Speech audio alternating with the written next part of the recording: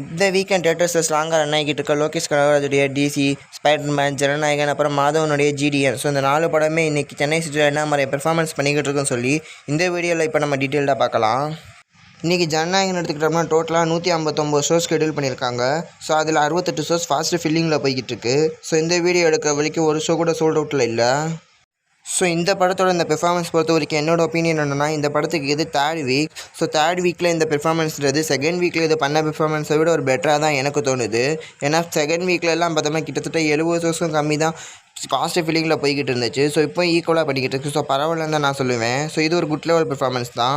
Next லோகேஷுடைய DC படத்தை எடுத்துட்டோம்னா இன்றைக்கி டோட்டலாக 261 ஷோஸ் ஷெடியூல் பண்ணியிருக்காங்க. அதில் 107 ஷோஸ் ஃபாஸ்ட்டு ஃபீலிங்கில் போய்கிட்டுருக்கு. ஸோ 6 ஷோஸ் சோல்ட் அவுட் ஆகிருக்கு. ஸோ என்னை பொறுத்த வரைக்கும் இது ஒரு பிளாக் பஸ்டரான பெர்ஃபார்மன்ஸ் தான் நான் சொல்லுவேன். ஏன்னா இந்த வீடியோ நான் காலையில் எடுத்த வீடியோ. ஸோ காலையிலேயே 100 ஷோஸ் ஃபாஸ்ட்டு ஃபீலிங்கில் போய்கிட்டு இருந்துச்சுன்னா கண்டிப்பாக நைட் ஷோஸ்லாம் நெருங்க ஆல்மோஸ்ட் 20 to 30 ஷோஸ் கிட்ட ஏதாச்சும் சோல்ட் அவுட் ஆகிடும். ஸோ உண்மையாகவே இது பிளாக் பஸ்டரான பெர்ஃபார்மன்ஸ். ஸோ நம்ம தமிழ் சினிமாவில் ஏகப்பட்ட ஆக்டர்ஸ் டெபியூட் ஹீரோவாக ஆகி பார்த்தீங்கன்னா மொதல் படம் பிளாக் பஸ்டர் கொடுத்துருக்காங்க. ஸோ அந்த வகையில் லோகேஷ் இப்போ சேர்ந்துட்டார்னா நான் சொல்லுவேன். ஸோ இந்த படம் இந்த வீக்கெண்ட் முடிகிறதுக்குள்ள எவ்வளோ கலெக்ஷன் கொடுக்க வாய்ப்பு இருக்குன்னு நீங்கள் நினைக்கிறீங்கன்னு உங்கள்கிட்ட ஏதாச்சும் ஒப்பீனியன் இருந்துச்சுன்னா அதை கமெண்ட்டில் சொல்லிட்டு போங்க. Next Spiderman brand new day எடுத்துக்கிட்டோம்னா இன்றைக்கி டோட்டலாக 380 ஷோஸ் ஷெடியூல் பண்ணியிருக்காங்க. ஸோ அதில் 262 ஷோஸ் ஃபாஸ்ட் ஃபில்லிங்கில் போய்கிட்டு இருக்கு. 8 ஷோஸ் சோல்ட் அவுட்டுமே ஆயிருக்கு.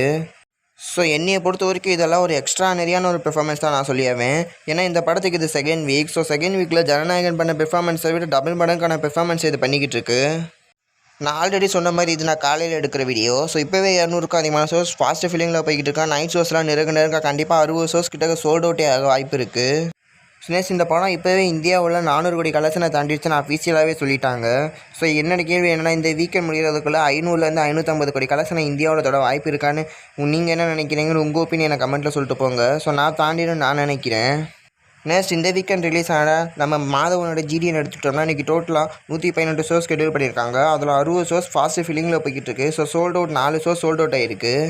ஸோ என்னை பொறுத்த வரைக்கும் இந்த ஷோ கவுண்ட்டுக்கு இந்த ஃபாஸ்ட் ஃபீலிங் அப்புறம் சோல்ட் அவுட்டெல்லாம் ஒரு எக்ஸ்ட்ரானரியான ஒரு பெர்ஃபார்மன்ஸ் தான். ஸோ இந்த படத்துக்கு கிட்டத்தட்ட full and full positive review தான் எல்லா ரீஜன்லேருந்து வந்துக்கிட்டு இருக்கு.